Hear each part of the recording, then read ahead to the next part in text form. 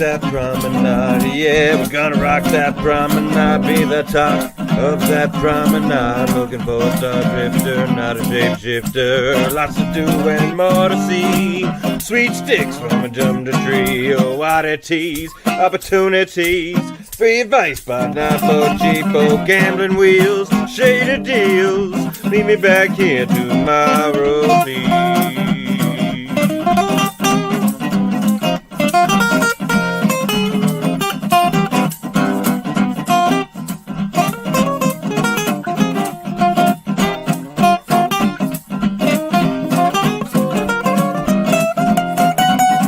We're gonna walk that promenade. Yeah, we're gonna rock that promenade.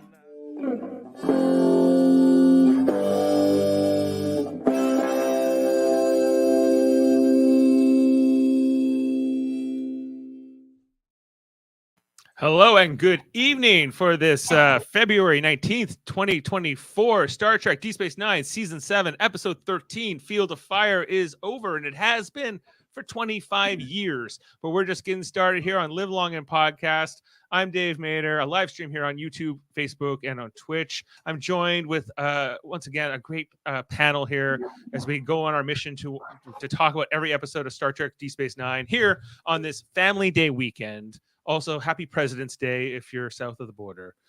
First up, we got the inimitable Kevin Millard.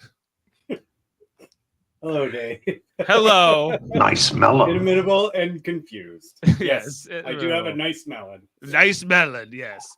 And coming to us, the relentless, the redoubtable Adam Woodward.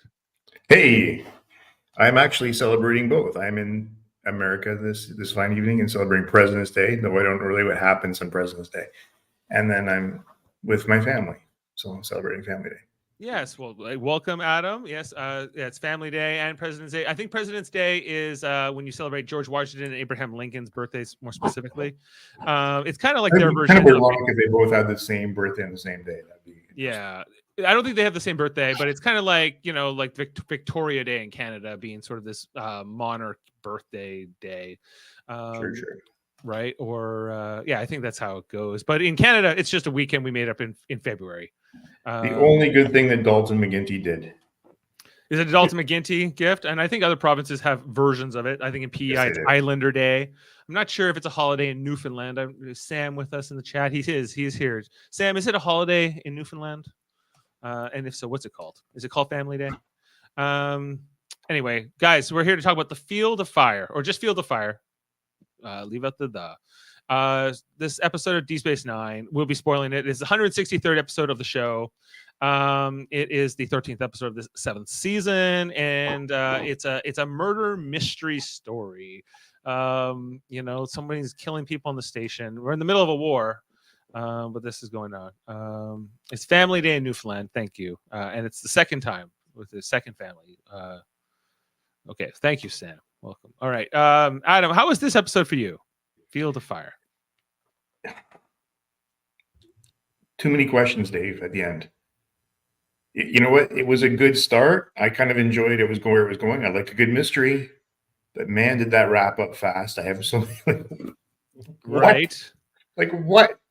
Well, there's too much more here. Oh, look at this. Very nice of Sam, by the way.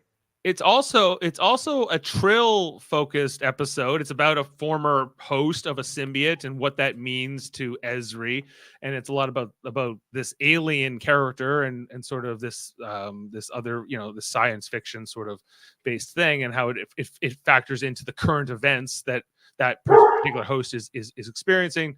Kevin, Field of Fire. How is this one for you?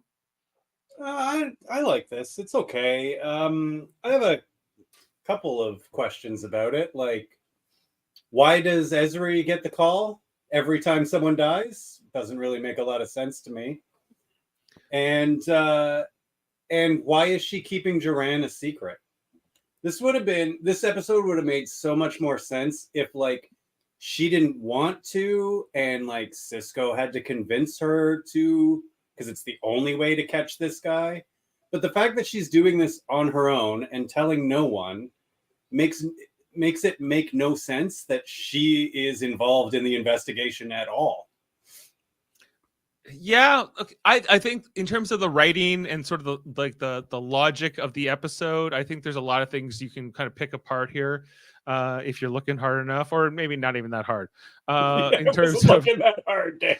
I wasn't having to have to look that hard, and I was feeling like, okay, well, you have this even just the consistency of what had happened and what had been established in previous episodes about Duran and sort of this previous host. And he talks about Curzon suppressed me. Well, it was completely suppressed by the Trill thing. Curzon had no idea that Duran was a previous host for all of Curzon's life. So that that's not even a factor here. Jedzia only found out about it in that season 3 episode right after they got the Defiant. They used the Defiant to take Jedzia to Trill. It was they turned it into an ambulance. They're like, it's the greatest warship in the quadrant, and it's doing runs to Trill. But that had been set up previously, and so yeah, like this idea of I can access the memories of this previous host to try. It's like almost a Hannibal Lecter sort of Silence of the Lambs-esque story here. Kind of told with but the whole wrap up with the I'm sure we're gonna get there, but the whodunit part of it was just so quick and again wasn't really explained.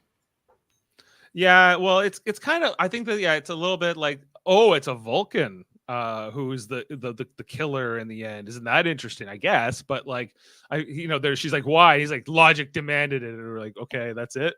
There's those questions. And then she kind of just reintegrates with Duran at the end, and then it's a kind of a Star Trek Enterprise ending, right? Like it's kind of just over. It's kind of a little bit how it felt. Now we're getting closer to when Star Trek Enterprise started, which is only not even a few years after this, right? 2 years later, Enterprise came out. So they were maybe heading towards those kind of abrupt, and then the story's over. Now on to the next one. Sort of that sort of pacing. I don't know. Okay, you guys, let's walk through this episode. But for me, I gotta tell you, this wasn't working so well in terms of that thing I mentioned with Curzon. I think that Worf comes out of nowhere here in this kind of quiet seat in the promenade in the middle of the night. That's sort of unsettling. I still was there's a lot of dream sequences, which is not common for Star Trek, but they do have it. Don't you guys think again that Odo, who's supposed to be this great security officer and supposedly the greatest ever in the history of the Federation, the entire quadrant, right? And Cisco is telling him what to do, little things like maybe you should not, bag that weapon up or do something. It was very disappointing that Ezri had to take over the investigation. Well, yes, because Ezri has nothing to do because she's got Vic doing her job. So then Ezri has time to do Odo's job. Right. You're the best law enforcement officer in this sector. Maybe the whole damn quadrant. You see, though? No, not quite. Odo is kind of a miss here. We're gonna get to it, but I'm coming out swinging here. Odo has to wear goggles for this melon experiment where he's a changeling. He doesn't need goggles. Okay, nice melon. I was watching this with Ashley, and I said that. I was like, he doesn't even have eyes. Those aren't real. They're approximations. It's the writer of this episode seen the show, but it's Robert Hewitt Wolf, and he definitely has. Well, did you notice who directed this? It's directed by Tony Dow. Tony Dow. Wait a second. Oh, Tony Dow. Tony Dow, the great Tony Dow. Wally Cleaver. Yeah. Oh, wow. Okay. Is that why? Okay. Maybe this will help me understand some things about this episode as I get into it. All right. Let's bring up the screenshots as we walk. Where does this episode start, guys? It starts in Quarks. As we're getting this great speech for Hector Elario. Is that his name? Yeah. He's the young DS9 crew member who has recently piloted the Defiant in this great battle that we didn't get to see.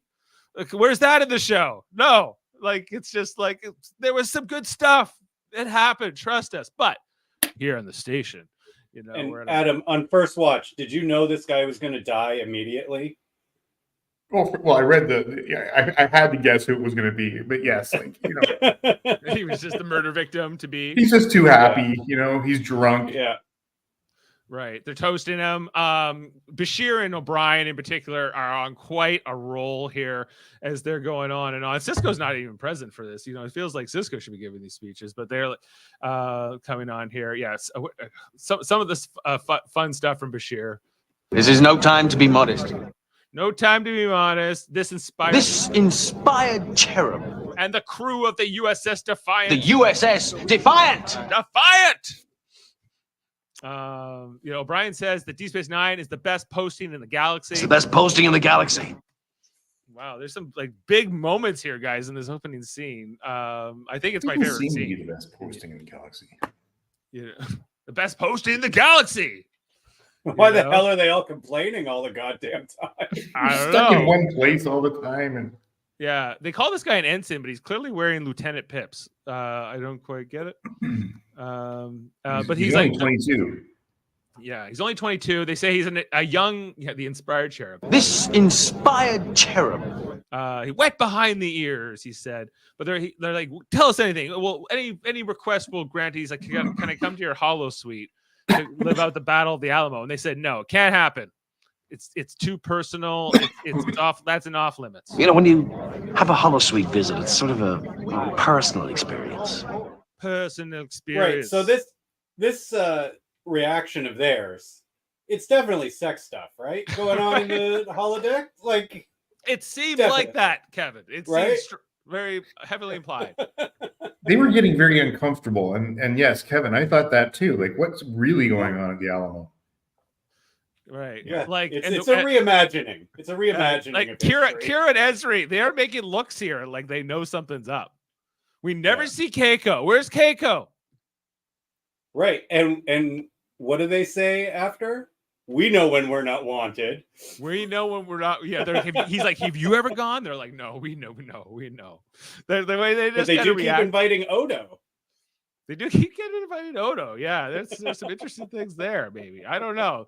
But yeah, Quark brings them their program. They're off. They're like, see you later. We recommend you do it. But yeah, there's sort of like Ezri says, we know when we're not wanted, which I thought would be a great clip to have on the board, I know when I'm not wanted.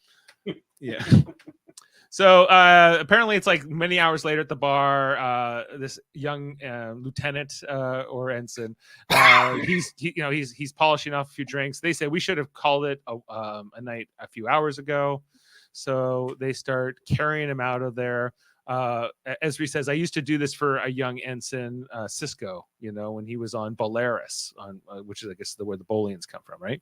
So, which Kira finds is amusing. She walks him to his quarters, which is in her part of the station, I guess. And right from the beginning, we see the bowl of fruit, but there's also the photograph from the Academy. He keeps talking about being from the Academy class of 2372, which is 3 years before this. So, he's not exactly right out of the Academy. He's been out for about 3 years if he graduated in 72. Anyway, showing his classmates. Apparently, one who we find out later, one of these guys is dead, and one of them is on their ship. I don't know. So that's they're setting up. He's a nice guy. He's got his friends. He's young, and he's a young cherub, inspired cherub from the crew of the Defiant. He tries to hit on Ezri, and she kind of, brushes him off. But he's waiting for that. Like, as soon as she went into his room with him, I go, oh boy.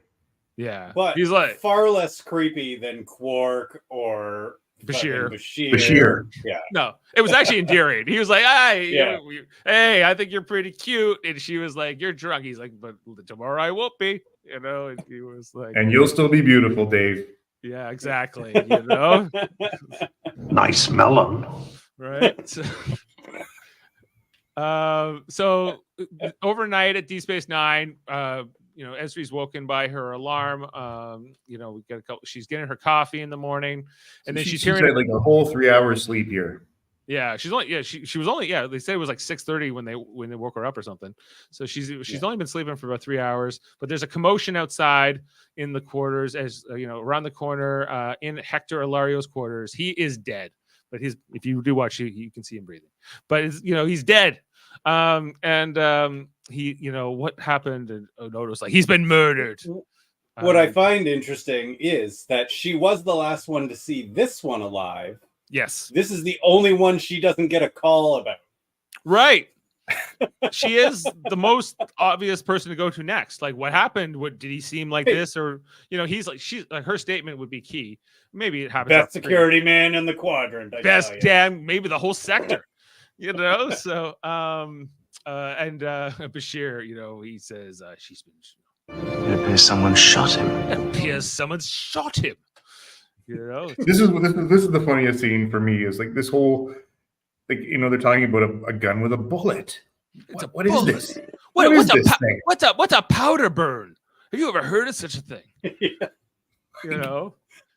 That's not present here. Even the title of this episode, I think, is a little weak too. Field of Fire. I don't get really, you're in the field of fire, but like, because I think they're showing us like that idea of like looking through walls with the sci-fi stuff, like Superman style, that we'll see later on. But anyway, Cisco's here. He's got Odo and O'Brien on this. He's like, what the hell? How did this guy die? This is a murder investigation. He starts telling, us, asking O'Brien to talk to us about the AR-558 rifle or something like that, which is like a kinetic rifle, which no one uses anymore. But, they said, well, we started developing it, but, for like situations where phasers don't work, which we see happens all the time in Star Trek. I think Voyager in particular had a ton of episodes where phasers didn't work, right? And and they're like, well, but then O'Brien's like, they abandoned that for self-modulating phasers or something, which and it didn't work. Obviously it didn't work because they still don't work. So it seemed like it's kind of weird to me that at least not some aliens use kinetic weapons or something, because it's not like you see everyone wearing force fields that would make these sort of irrelevant. But maybe that's what is going on. But at the time, they weren't explaining all that. It all got me in. Particularly the 2009 Star Trek, when they were fighting on Nero's ship, and you heard like things fire, twanging off of metal, like when they were fighting with those weapons. Yeah, it seemed like the Sona had some weapons like that, right? Which came out around this year. So I don't know. It's not in the writing of this episode. Yeah. But yeah, like find out it's a titanium bullet, which would seem especially deadly. Thanks to Robert Hewitt Wolf, the writer of this episode, and as we mentioned, Leave It to Beaver himself, Wally Beaver. No, this is no. Not Beaver. Director's Wally. The director, yes. I'm sorry, the director, not the writer. But they kind of come up with the thing that this is probably a kinetic rifle that's I don't know. They kind of come up with this idea that it has to be a Starfleet rifle, but that's just one theory. Like that doesn't have to be the only thing that could fire a titanium bullet, right? Like there's a lot of theories here, but they kind of explain this to us. It's not Law and Order, guys. Well, thank goodness for Chief O'Brien, because he knows everything and he was able to explain it. So right, like this is O'Brien and Cisco explaining to Odo what has happened. Right. Like Odo's supposed to be the best detective ever, isn't he? Yeah, because he reads novels and knows what a powder burn is. Like, well, yeah, he talks about that. Okay, and not to mention, like, you could probably use Worf. I know he's not in security anymore, but he's probably like a guy you would want in the room here for this discussion. I think it's like him not being included here is a little odd. So it's, but anyway, like that's the choice they made. But O'Brien is there. O'Brien's, and Bashir, of course, is here, I guess, because the guy's dead, right? But yeah, it seems like Bashir's work here is kind of over. Unless he's here as forensics, I guess.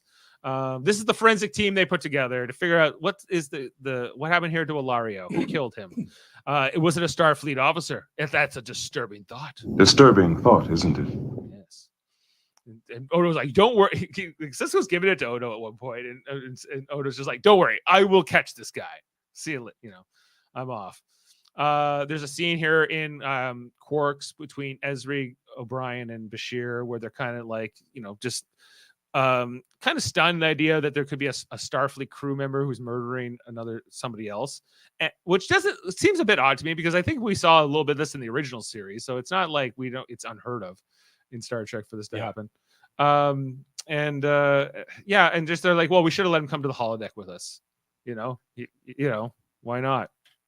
we could have included them. And they're like, but anyway, they didn't even know how many brothers and sisters he had. They were kind of just sad about how they didn't really know a ton about him. He had only been there for 10 days on the station. He had just got there. They'd been on one mission. Nobody knew him. He was no one really knew him. Out of that 10 days, 9 of them were on the ship or something, right? Or yeah, exactly. Yeah, Most of the time, I think they say 10 days and 7 on the Defiant of those 10. So yeah, he was they had just met him really. And he was one of the best pilots ever, and he gets a Starfleet funeral here. Ezri's kind of sad, and she's talking about like Spirit's like, don't blame yourself. She's like, I don't, but I'm kind of like freaked out that there's a murder here. And she talks about her former host, Joran, being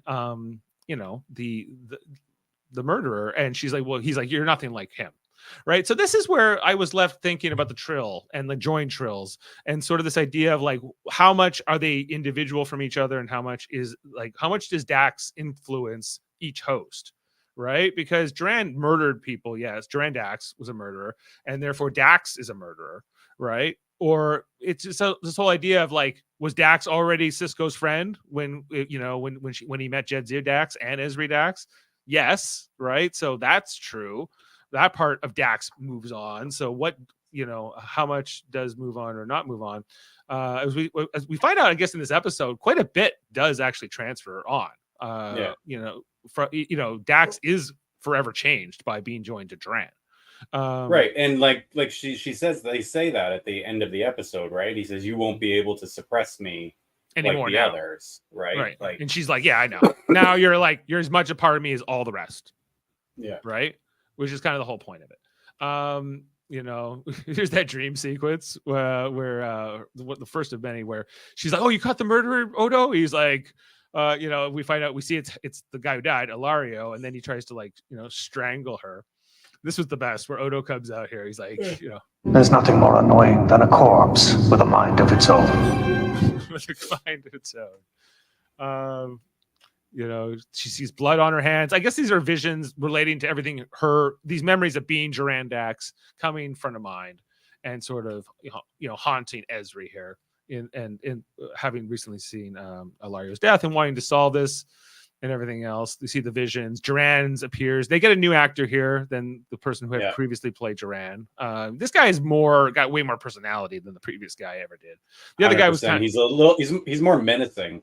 He's way more menacing. Because you remember when Jadzia Dax had her Gintana or whatever, and she met, Duran was in Sisko's body, remember, for behind the force field, and tried to get through the force field and was crazy.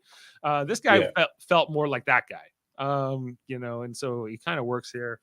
Versus in the original episode where we met Duran Dax, he was this creepy looking piano player, and kind of mousy, and it also was sort of represented that he did kill that doctor, but he had a reason.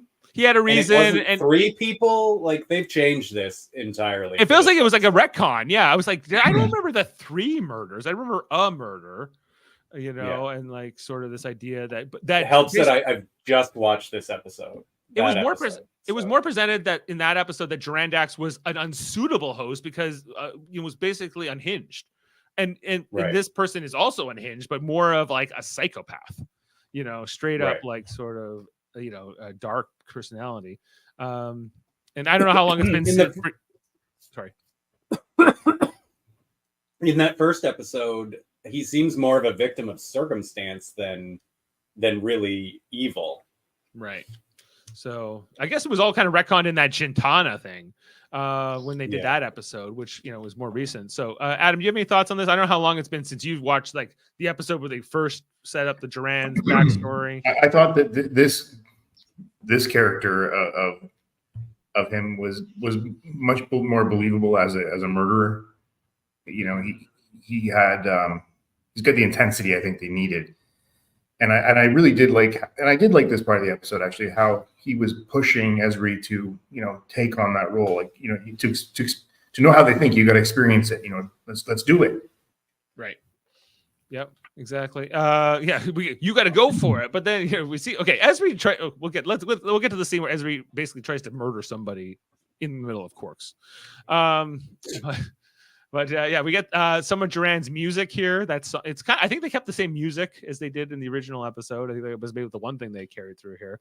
He setting up that worm in your belly used to be mine. And him's just sort of like appearing in front of Ezri as Ezri tries to walk away from the vision of Duran. He keeps constantly popping in front of her, saying, "You need me, you need me," and she's like, "I'm nothing like you. I have nothing." And this kind of haunting. I think she gets like thrown off the top of the promenade, even though it's a dream. And then she wakes up in her bed, kind of shocked by the whole thing, So I kind of appreciate what they were trying to go for here. Like, I don't dislike this stuff. But then like there's a call. There's been another murder. And it's this lieutenant commander in the science division. They're, trying to figure out what the plot is, but Starfleet officers are being murdered. People are dying. People, Cisco would say. But do you think, again, I thought this would have warranted a little more discussion on the promenade with other officers. Like something's going on. Like we got to watch out for each other. And they just missed that whole opportunity, I think. Yeah, like it's kind of like it's really downplayed and it's kind of kept quiet, it feels like, because like they're killing Starfleet officers at random. Now, the only thing that the two victims have in common initially, it seems, is that they're both human. But that's not necessarily a huge giveaway of anything, and then eventually the third victim is Bolian. So that kind of throws that off as well. But they're both Starfleet officers, but that's the only thing they have in common. And Ezri Dax, they're calling upon her counseling skills. How is your forensic psychology? At the academy. She's like, well, I didn't get it wasn't my favorite subject. I didn't get an A in that one. But I'll give it a go here. I'm never quite sure how big the counseling staff is. I don't think she really knows anything. It's kind of presented that way in the writing, it's like she's never shown as being as competent as she should be. Or confident, or even confident, not competent, confident in her abilities, especially when she's dealing with Cisco. She's like, oh, whatever, which you would think she'd be the most comfortable with, right? You think having now being the third lifetime. Yeah. Right. Yeah. That she's known him. Like when we were introduced to her back in the beginning of this season, I thought that relationship with them, like she did appear much more confident when they were traipsing around the desert. And, right. But yeah, right. You're right, Kevin. On the station, she seems to have lost that confidence. So can we blame this on Wally Cleaver is the question. Because he directed this episode. And he didn't pull Nicole DeBoer aside and say, you need to be more confident like you were in like episode 1 of this season. Remember or 2 when you walked in on Cisco and you guys went off to the desert thing? Can you give me some of that? Like that's the directors or give her some of the other mirror universe Ezri that we liked so much last week. Yeah, can you give me more mirror Ezri? Or were they like, no, because you just were mirror Ezri, you need to be more mousy here. She wanted to be more like mirror Ezri, remember that? So yeah, in real life, yeah. Or she had said, like, I wish you would write my character like this all the time. But they're like, no, you're gonna play it timid. Anyway, let's go to the scene in the promenade between O'Brien and Bashir where they're talking about things and they're trying to figure out how this murderer is doing it, like not being there. And Bashir starts talking about the Davy Crockett biography, how people used to name their guns, give them women's names. O'Brien says he'll start. Maybe I'll start calling my tricorder Sally. Why Sally? Why not Keiko? What? He doesn't want to fight with his tricorder. He has a phaser too, but he would never like. This is explained, with the whole stuff, and then like basically Bashir's talking about it, but this gets O'Brien thinking because it was the ricochet thing. Davy Crockett had the pans and could like fire a bullet off of a frying pan or a few frying pans and hit another target, and he's like, "That's it." He's using a very sophisticated, futuristic thing, but because you put it into a metaphor, I can relate to that. That's like the Star Trek thing, right? So, it works here, and Brian says, You're a genius, Bashir. He's like, huh? Whatever. Don't thank me. Thank Davy Crockett. Well, don't thank me. Thank David Crockett. That's right. And then the melon. Oh, there it is. Nice melon. It's a scene that makes no sense. Well, just to demonstrate how this works, you can shoot through walls with a mini transporter attached to your rifle. The safety eyewear put here. How about a bulletproof vest too? That would be nice. Yes, just take a step back, Dave. Take a step back. Take a step back. I'm only gonna fire this gun at you. Like you're off to the side, but like this is. I'd rather be behind. Bullet is going to materialize in the room you're in. Right. I keep going. Here's some goggles. Here's some goggles, which Odo, which we've already established, does not need. Does not need. Not at all. Actually, Odo doesn't need any protection at all. If he gets shot by a bullet, nothing happens. Yeah, he doesn't have any organs to penetrate. Like it's much better for him than a phaser. A phaser would actually hurt him. But a bullet would be completely useless against him. This is a very cool idea, though, like how this all happens. Yes, I do like that. There's some cool like sci-fi ideas presented in this episode, especially with this idea of like, oh yeah, well you can fire the bullet through, like transport it with the transporter, and then it keeps going to wherever it's going, and you have this special device, where you can see through the walls, like, basically, So guys, I feel like in any other Star Trek, there'd be like, Cisco would be there and they go, okay, find a way to track this and shut it down. Yeah. Like if somebody had one of these, like somebody is like, there's already been 2 murders, right? And like it's anonymous, it's random, it's seemingly, right? Like when those kinds of murders happen, people panic. Like, people like start demanding, like remember like this, I think it was a Washington sniper. I don't know how many years ago that was, but like they were just killing people at random for.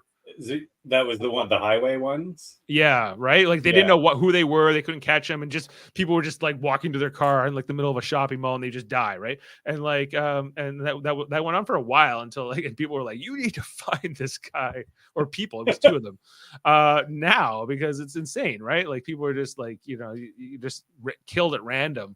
All over the place, and this is kind of that kind of a case. By the way, most of these words on the screen say nothing; they're just gibberish.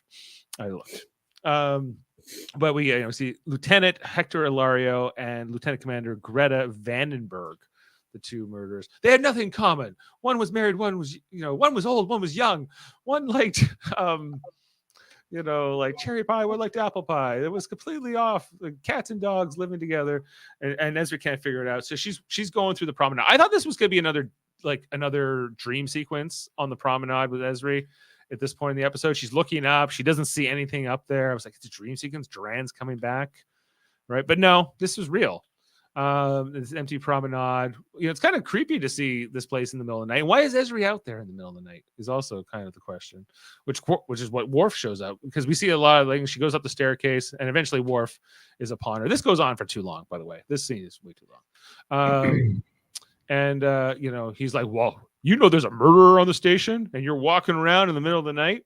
It's more safe on the promenade because people are only being murdered in their quarters, not actually on the promenade. So, but Worf is falling around. The only time Worf is in the episode at all, he's like, how's the investigation going? Not great.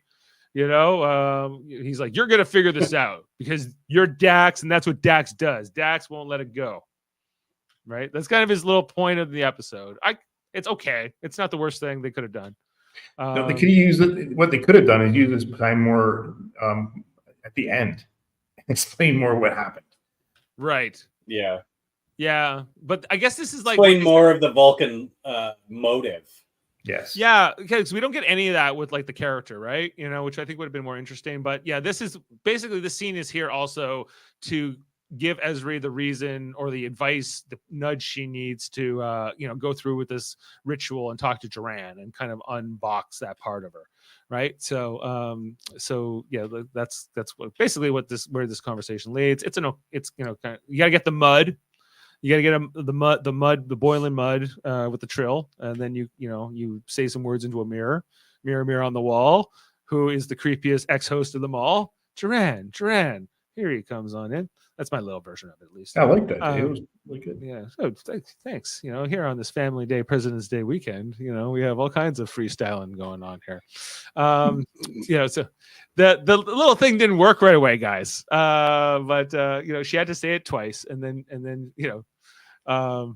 Duran kind of appears in the mirror, and then all of a sudden he's like behind her and he can move around. He's an imaginary friend. Now, when this happens, does she not have the memories of Duran anymore, or does she still have the memories of Duran? I think she still does. But this is more his personality, allowing this personality to talk to her. Can she? So right. She also mentioned that the others had pushed it down so much that it really wasn't part of their I guess, their psyche. Do you know what? Like this makes me want. There's still a chance, Adam, or Kevin, that they could make another future thing with Nicole DeBoer's Ezri Dax. Right, like she could still play this character. It's been 25 years, but like they, if they ever had her come out again and play this character, and then she could talk to Terry Farrell's Jedzia Dax, right, or something like that. You could do a scene like that, and find a way to de-age Terry Farrell so she looks like the 1999 version, and then and do something similar. I think that like there's more. With this character, I would like to see, if they're going to do more Star Trek stuff. We got more 7 of 9. There's been other characters that have come back and done stuff. I wouldn't mind seeing more of the Dax character. And that you really want to see it through Ezri?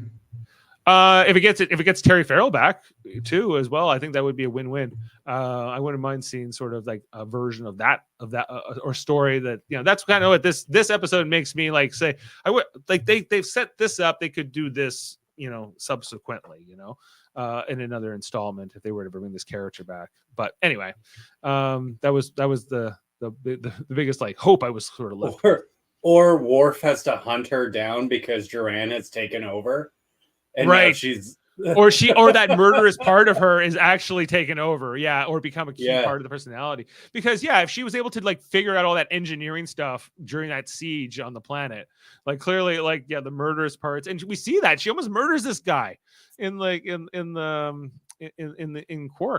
but I don't know if that's because she's not as trained as some of the other host initiates, within the Trill, and like that's part of her being sort of more susceptible maybe to suggestion from previous hosts, that we know that had been set up. So it kind of makes sense, but that's not, Ezri doesn't really express that, saying like, if I knew what I was doing, maybe I could handle you better. But she's clearly like under the spell. He's kind of like the devil on her shoulder saying, you want to do this, you want to get the rifle, put it in your hand, Ezri, you gotta feel it. You gotta feel what the killer feels.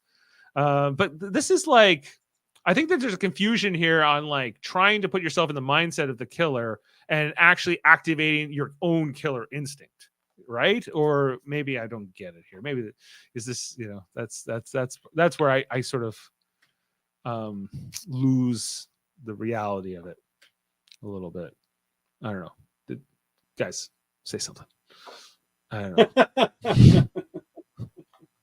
I think there was the attempt was made to in the writing for her to be pushed into this uncomfortable place for her, meaning that she was going to not try to kill somebody, but certainly experience what it feels like. But I think they fell short of developing her into that.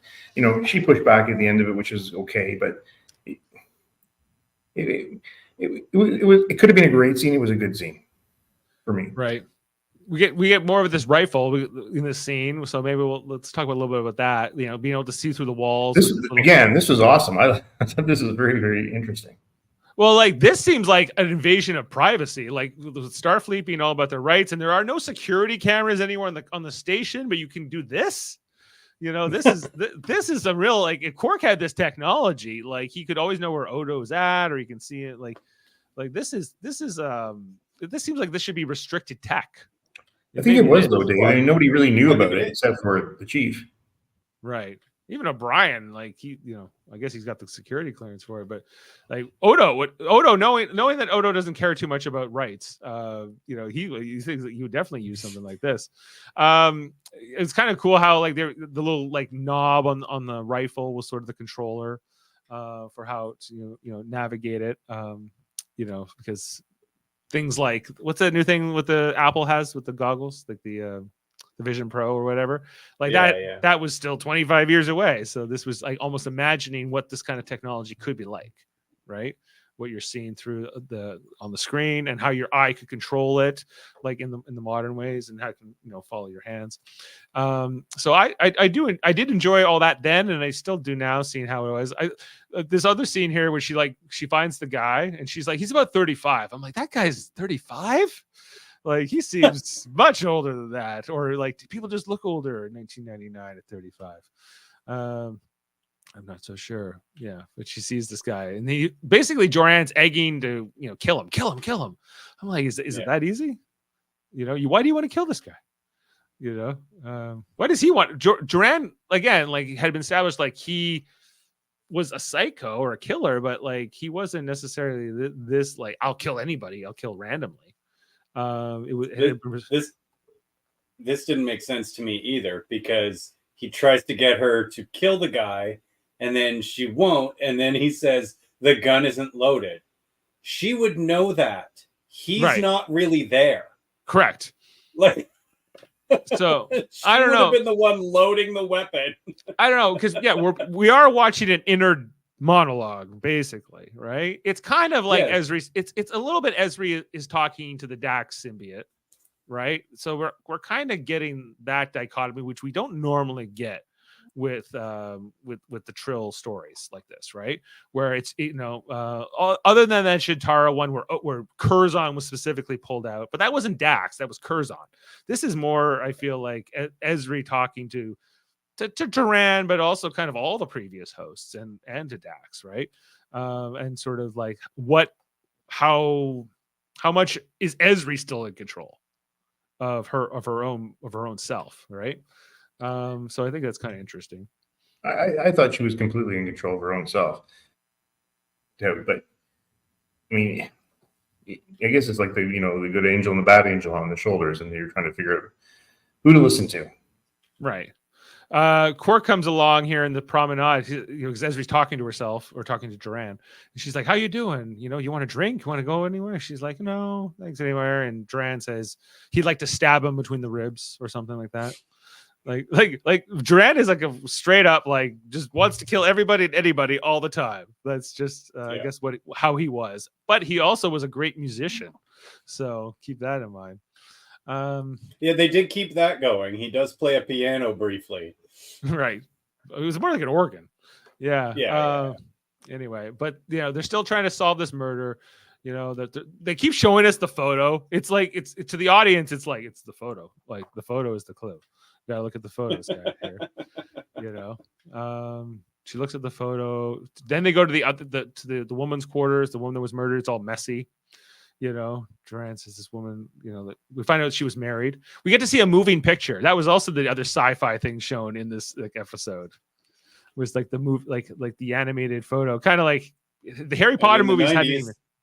Yeah, and in the 90s, that was super cool. This was like, look, in the future we're gonna have like you press a button and the picture goes or even the fact that you could have multiple have multiple images and they slide off the screen. You can just have that's like wild.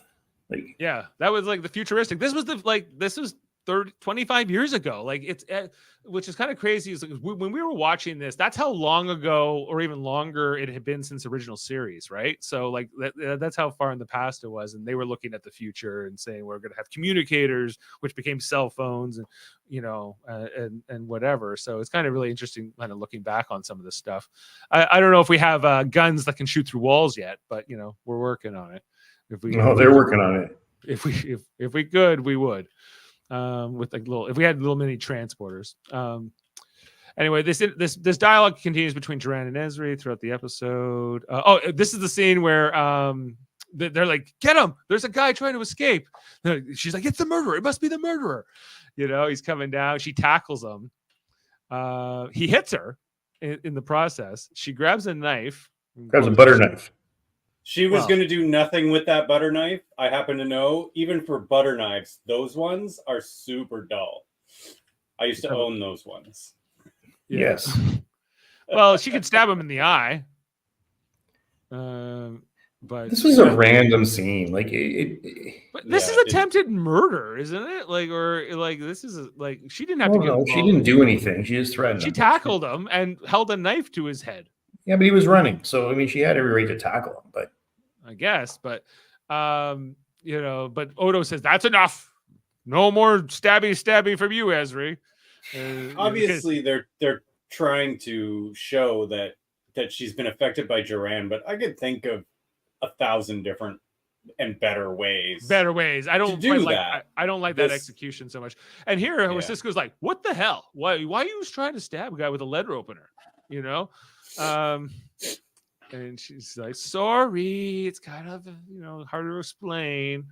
He's like, "Why don't you try?" It's kind of, this scene is like hilarious because Duran's there, but he doesn't know that and how this all plays out. And he lets her off, but I'm like, why? You should be more concerned here, Cisco. You should not be accepting her answers as easily as you are. But he's a little suspicious. But he's not quite gonna like pull her off the case because she says like if she told Cisco that she had Duran sort of in the picture, he would shut her off. He would take her off the case. Well, and also, Dave, let's face it, she's making more headway than Odo is, so you gotta go with something. It's true. Like you think they would be working as partners, but they're not. Like it seems like they're doing separate investigations completely. So anyway, she gets mad at this point. She goes back to her mud and she's going to do the ritual and get Duran sort of out of here. But he's like, you need me. And she's doing the thing in the mirror. But then I think she gets a call about another murder, right? The third murder. He's like, a third murder. I'm not out of the picture yet. We find out that it's a Bolian guy who Jadzia knew, and so Dax knows.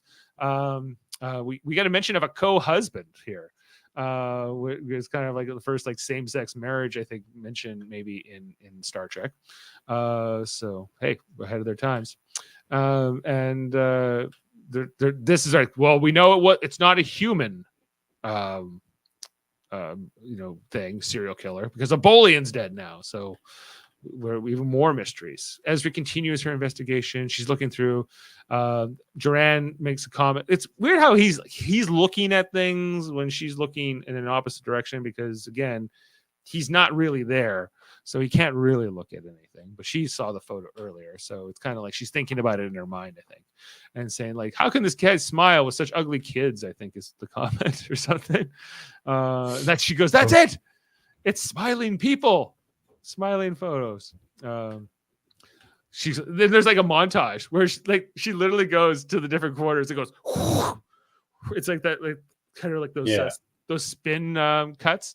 And look here, this photo too, and this one. It's like it's all because nobody smiles in photos. Nobody smiles in photos. That's also because she had to take him to view them all. Again, he's not real, right? But she literally went around the room, like the places, just to confirm that people were actually smiling in his photos. But do you think maybe she should be calling Odo at this point? Definitely. Right. But then she's like, it's a Vulcan. It must be a Vulcan. Why would anyone be mad at people smiling? This is a kind of there could be other reasons. There could be a human murderer who doesn't like laughing. Why? It's not. I don't think it's necessarily a Vulcan, but they're like, no, it's a Vulcan. And it turns out of the 900 Starfleet people here, there's like almost 100 Vulcans, I think, or something like that. No. 900 officers. Like there must be like thousands of people on this space station. True. Okay, so 900 officers. Oh no, it's 48 Vulcans because they have to rule out 47 because there's a 47 reference, right? So yeah, they have to narrow it down to one. That was shocking to find out that there was that many Vulcans serving on the station. We never see them. 48 Starfleet specifically. Yeah, 48. Yeah. And then Ezri's like looking at every Vulcan, like, who is it? Who's the Vulcan who's murdering? Yeah, suddenly they're everywhere. Suddenly, it's all Vulcans. Vulcans at the table, Vulcans here, Vulcans there. You never see them, but Two things I remember when I first watched this episode being really disappointed because right up until about this point, I thought they were going to make the killer Ezri. Like it was going to be Duran had taken over, and I think that would have been so much better. And then you could have got rid of Ezri. It would have been fantastic. Right. And then the other day I was thinking about they should have made it the Vulcan from Take Me Out to the Holosuite. Oh, they get the He was captain. angry at everybody laughing because they all made fun of him. That's a better. There, you've got a motive. Captain whatever his name was, Soval or something Yeah. like that. Yeah, but no, it turns out that she doesn't have to do all the detective work because the Vulcan she's looking for just happens to walk into the turbo lift when she's in it. And her imaginary friend identifies him immediately. Right, her imaginary friend is like, it's him. I can tell. I studied his face, but she wasn't looking at him, so therefore Duran wasn't either. Right, but wouldn't have this made so much more sense if she had recognized the guy, the other Vulcan, the captain from that other ship? Maybe, yeah, That I think so. Would have made so much more sense. Why? Yeah, he could be stopping through. Why not? Yeah. But and then she's talking to Duran. He's like, it's her. They make this eye contact in the chorus. And he's like, it's her. It's him. He's the murderer. I can tell. You have to get him now. I can tell by the twitch in his eye. I don't know. I guess that's that. I don't really get that. But because again, Duran murdered people, but that doesn't mean he's an expert in identifying murderers, right? No. Anyway, we get Lieutenant Chulak's record here. He's 90 something years old, we're told. He's not because Vulcans live for like 300 years. So he's been around. He had been on a ship for like 10 years. They got destroyed recently in the Dominion War. So and he was only like 6 survivors, like out of 1,200 people or something like that. The Grissom. On the USS Grissom? Yes, I think that was the name of the ship. USS Strata. His record has been exemplary, with the exception of a minor note by a chief medical officer, Dr. Martin Backram, for possible psychological instability. It was right here. The evidence was right here. That's what it says. Is that the font on all of these things? Because that is terrible. It's a terrible font. You're not supposed to. It's at least it's not gibberish, but it's his record since it's been exemplary, with the exception of a minor note by the chief medical officer, Dr. Martin Backram, indicating some possible psychological instability. So might not be a minor note. It's a minor note, but he's awesome, except for minor, psychological instability. But psychological instability. Just a minor case. Current assignment, Deep Space Nine. That's his record. That's literally like the executive summary for Chulak. Interesting name too for a Vulcan, Chulak. Anyway, so they're kind of giving us this whole story, and they're like, get the gun, go see what he's doing right now. So she puts on the viewfinder. She's got the gun. She goes through all the quarters. This is kind of cool. Again, we got another sequence with this. I like that they did twice. She's like, he's at his desk. He's looking at something. He's like, what's he looking at? Oh, well, he's looking at the thing. Oh, he's looking at my record. Da, da, da. He knows I'm onto him. He knows from that turbo lift thing that it's me. Because she says, I'm Counselor Dax. And he goes, I know. That was like what happened in the turbo lift. She's like, he's getting the gun. He has the gun. And then she loads hers. And basically, like she's aiming right at him. She sees him get his version, and they end up being able to see at each other, which is kind of an interesting thing. That wasn't really well done. Everything, I found this just too quick. It is a quick draw here. I agree. He sees and we were running her. out of time. I guess we're running out of time. That's why it was so quick. But yeah, well, she shoots. She shoots first, but he also shoots too. But I guess he shot, he was partly hit by her, so he kind of missed. He was off target slightly as we see the thing blow up behind him. And then, but she, and even now, she doesn't call Odo. No, but there's weapons fired. You think they're going to have some kind of like detector that shows bullets? Yeah, you think that why would an internal sensors, but O'Brien says that the transporter signal is too weak. You can't detect it because it's too small. Yeah, I know, but I got Dave. On the Enterprise, they would have figured this out. Again, you have Worf. He exactly. When Worf got here, he was not happy with Odo. I'm fully on Worf's side in terms of how they run things on this station. And the explanation Worf's given is like, this is a Bajoran station. Well, does it have to be dysfunctional? Like, why can't just because there's always Federation ships showing up? They could bring some technology along. like, hey, we do it a little better on the starships. Maybe we could do that better here. How does that sound? Right? No, we don't want to do it. That's not a Bayshore. That's not how we do They've had 7 years on this station, and it's still like, wow, it's Cardassian station. People are gonna get murdered sometimes, and what are you gonna do?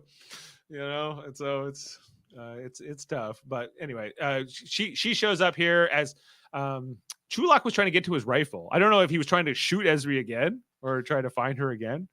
But she gets him here, and of course, Duran egging her to shoot him in the face. He deserves to die. He does.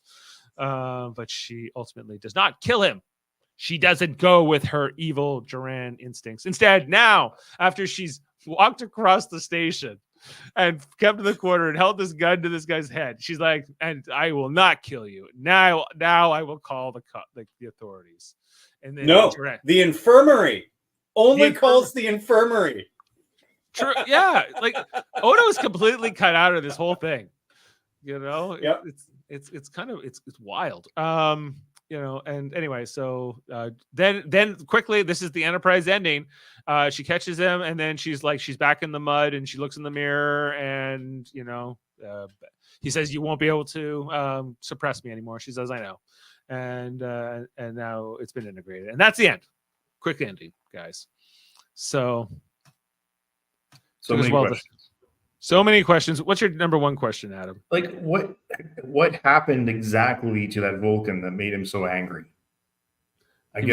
He was so sad about the loss of his friends that he started murdering people who had pictures of people laughing and having fun. That's what we're told. And then he says it's logical. Okay, well, explain that, please. Yeah, because it doesn't seem logical at all. Right, and we know that there are bad Vulcans. Well, Enterprise, it hadn't happened yet, but technically it had, in terms of the chronology of the show. But yeah, I like what Norman said there. It's always the Vulcan. It's always in Trek. It's always the Vulcan with the reveal. Shiny, happy people killer, and cucumber eye with that thing there. Adam, do you have any facts for us? I do. So Tony Dow of aforementioned Leave It to Beaver was hired to direct this episode at the suggestion of Dow's friend actor Bill Mummy, who previously guest starred in the Deep Space episode The Siege of AR-558 as Kellen. So what's the connection between Bill Mummy and Leave It to Beaver? Friend. That's all there. I guess Tony needs some money, maybe. I'm not sure. I watched a lot of Leave It to Beaver as a kid. Hugh Beaumont, Barbara Billingsley, Tony Dow, and Jerry Mathers as the Beaver. It was so much fun. Never watched it really, but I know. I watched a ton of it. Yeah. Alaria's last exchange with Dax is a play on the exchange between British Prime Minister Winston Churchill and Bessie Braddock, a member of Parliament. Miss Braddock had reportedly told Churchill, "Sir, you are drunk," to which Churchill replied, "Bessie, my dear, you are ugly, and what's more, you are disgustingly ugly. But tomorrow I shall be sober, and you will be still disgustingly ugly." It's a callback to that, guys. Do you know what I think happened here? Because Tony Dow had directed a few episodes of Babylon 5, and I think because Bill Mummy was like on Star Trek, he's like, my friend Tony Dow, he directs Babylon 5, he can direct Star Trek. That's what happened there. Fair enough. Can't blame Tony Dow for the episode. There's a lot of LeVar Burton episodes we sucked and yeah, true. So Odo states that there's 900. I know when I'm not wanted. Oh, sorry. Yeah. Odo states there are 900 Starfleet officers posted on the station. Everybody's an officer, it sounds like. Yeah, I think it's maybe not every. I think he meant personnel, but yeah. I like this a lot better. The working title of this episode was called "The Killer in Dax." Well, the Field of Fire is a terrible title. Yeah, the Killer in Dax. I don't know. It's better, I guess. It's more on the nose, but I think they could work. This is the first mention of a Boolean having a wife and a co-husband, implying that the Booleans are a race practicing in the form of polygamy. Polygamy, so maybe more like the Denoblians. Yeah. Yep. Since Lieutenant Commander Vanderweg was described as a science officer and had not been on the station for 3 years, it's possible she served under Jagzia Dax for most of that time and was promoted after her death. Oh, yeah, she inherited the post. Maybe it's cursed the science officer position on Deep Space Nine. Maybe. But wouldn't this Chulak guy have served under her? Wouldn't he? He could have been her boss, right? Because he was a science officer. Yeah. Know that rank. The 47 reference, as you called out, Joran says they have to eliminate 47 Vulcan suspects to find the killer. Yes. Were you guys thrilled when you heard that when in the episode? Did you know right away? Yes, I was totally thrilled. I could feel your pain already, and it sustains me. Yes, good. I just wanted to make sure because at least some good comes from this. Yeah, and it winds down with nothing really else. Really fun facts. They're kind of boring facts this week, Dave. So let's move on to ratings. Okay, all right. Well, sorry, I got one for you. This is kind of cool here. So Lieutenant Chulak is described as having served on board the USS Grissom. This is the second ship in the canon to be named after Gus Grissom, the American astronaut who died tragically. The first being in the science vessel in Star Trek 3, The Search for Spock. Both ships were destroyed by Federation enemies, the first by Klingons and the second by the Dominion. Okay. Well, thank you, Adam, for that. Let's get to our rating. Nice melon. All right. Jeff not with us tonight. I will start us off. I'm giving this, it's like a 6 for me. It's all right. Yeah, I imagine it's going to be better than last week. Yeah, that was rough. Jaemeel not with us. Jody also not with us. Adam, what's your rating? I'm giving this a 6 as well. 6. Kevin? I'm going to give this a 5 for middling effort. Gavin, I don't think he gave us any rating that I saw. So Dave, it was funny. I'm here down in Florida at my sister's house, and she watched her first Deep Space Nine episode, being this one, with me yesterday. Her first Deep Space Nine episode ever. This is not the one. And she goes, she goes, I don't even know what happened. It was like nothing made sense. This is not the episode you come in on for the whole, for all of Deep Space Nine. She goes, if you want my opinion, it's terrible. Right. So if you're coming in cold on Field of Fire, it's probably well below a 6. You're saying, especially if she had watched any Star Trek before. Oh yeah, but not Deep Space Nine. Not Deep Space Nine. Okay. Yeah, this would be confusing. You're a Vulcan serial killer. This has a 6.6 on IMDb, so it has a higher rating than last week's episode. Tony Dow directed. Yep, Robert Hewitt Wolf. And it came out, guys, almost February 10th, 1999, 25 years ago to this month. So only off by a few days. We're kind of watching it almost same time here. But our average rating tonight, 5.7, with Kevin bringing that a little bit down. We'll see if the others boost that up. So that's not great, but it's not the worst either. It's very mid. The worst was last week. What was it, IMDb's rating on this? It gave it a 6.6. So same as Covenant. Same rating there. The ratings seemed a little high, but I think the people who go out of their way to vote for these particular episodes on IMDb might be a very specific group. I'd say those two episodes are pretty comparable in their quality. Yeah. Sam's saying 6.5 as well. So one Dax out of 10. I think it's actually I think I'm like the eighth host at this point, Norman. Field of Fire was a minor hit by Big Country in the 80s. So maybe they were hoping to capitalize that. People would turn on the episode thinking, oh, is the country song on? Is it like CMT? Oh, no, it's a Deep Space Nine episode. But now that I'm here, I can't look away. But maybe the Nielsen ratings, that's all I care about. Tricking people into it. Guys, the next episode is called Chimera. Which is the 164th episode of the show, which is the one with Odo and Laws. Ezri's not in this one featured? She's not really in the next one too much. The next episode is an Odo heavy episode. Where he solves no crimes.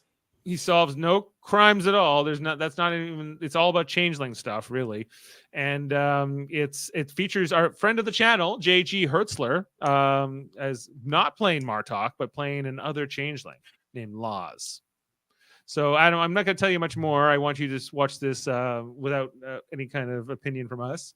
It's actually when JG was on in our interview, he's like he talked a little bit about playing this character. He's like, I need to make it different than Martok. I'll just speak softer, is what he said. So we're gonna, I'll probably have some audio clips. But he does it physically. He looks very different in the role too. Yeah. Get Terry Farrell on the show. I'll get Terry. If Terry Farrell wants to come on and do an interview with us, we would have her in a second. Let's get Davin's the one got Hertzler. Let's say get Farrell, get them all. Let's get Avery Brooks down here. That would be great. Any Deep Space Nine cast, I would love to have them on the show. Okay, guys. Sure. Well, anything else before we sign off here? Looking for a good episode next week, Dave. Looking for a good one. It's not the worst. It's not the worst episode. It's just not my favorite. So, but then after that, we get Bada Bang, which is a Vic Fontaine, which I think you will enjoy. I think you're going to enjoy that episode. I think I remember now, like, I said I never really watched Deep Space Nine. And I kept coming in and out of it over the years, but it was like you get an episode and then you wait 5 weeks for a good one. Well, it depends what you consider good, right? Like I was really into like the storyline with the war, so I was like, okay, let's get back to like what's going on with Dukat and the war and and Wayoon and Damar and all those guys, right? And it's like, no, but hold on, like we got Ezri is going to solve a murder, or hey, watch out, like O'Brien's dealing with that Orion Syndicate stuff, or baseball game even, right? So there's all kinds of different stuff happening. They were trying to go for, because they knew that the show was going to end with sort of like this really intense stuff, which is yet to come. So we're gonna get to that stuff, but are we in the back half now? Because this goes to 26 episodes, and this was episode 13, right? So. Yeah. So I guess we're halfway through the season, guys. Anyway. All right. And Adam, we were going to talk about Miles O'Brien on a podcast on the with Locutors, a supplemental with Dave Pugsley and Davin Skelhorn. So we're going to try. I gave Davin some dates Thursday on, so hopefully we can get back up with that episode. Hopefully. Do I have a Brian on the board here? Give me warp in the factor of 5, 6, 7, 8. I always have the wrong one. I always think I need to make it that one. Harder it is. There it is. That was the O'Brien clip. It's 6, not 5. All right.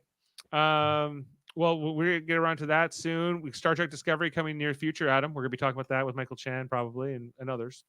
When that did Michael Chan really shave his head, or is this just a rumor? He's committed. He's a method actor, and he's going to be playing Charles Xavier in a Star Trek radio theater that's not Star Trek. We're doing an X-Men radio theater, and if you it's kind of a whole thing that's coming up in a few weeks on the X-Men channel. I think we're going to do it on the X-Men channel. I'm playing Scott Summers, Cyclops, and Michael Chan could play Professor X. I can't remember who Kevin's playing, but he looks really good with the head shave, actually. In that picture. Yeah. Who are you? Colossus. You're Russian. Yeah. So, all right. Well, look out for that over on the United Federation podcast sister channel, the X-Rated. I think we're going to be doing that on that channel as well. Davin will probably send me a message. No, it's happening somewhere else. You don't have the details right. I might not. So just take what I say with a grain of salt there. Well, also Survivor guys coming back. Did you guys know on Super Mario Brothers? We already did our draft in Survivor, and it's exciting. Season 49 or something. 46. Good Lord. I drafted the Canadian, Sam. I know he's listening. So for you, just I'm trying to set up a cast preview. Jaemeel and Jeff are very hard to get on the same night. Just saying. We'll be there, Dave. Just kidding. We're not going to be there. No, you won't be there. And anyway, and all that note, look for that on the United Federation podcast, ufpodcast.com. Great stuff. All right. Well, on that note, I was like, what are we going to play out here? And I think it should be this Duran Dax, this creepy music, the theme for Duran Dax. We'll play you out on. See you next time, guys. here on Live Long and Podcast. This is no time to be modest. Short and to the point.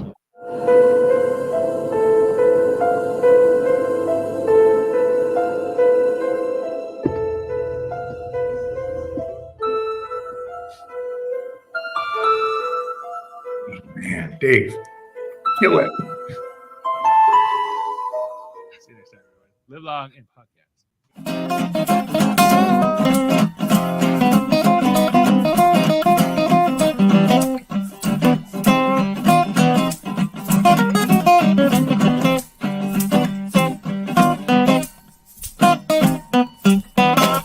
Now let's get out of here.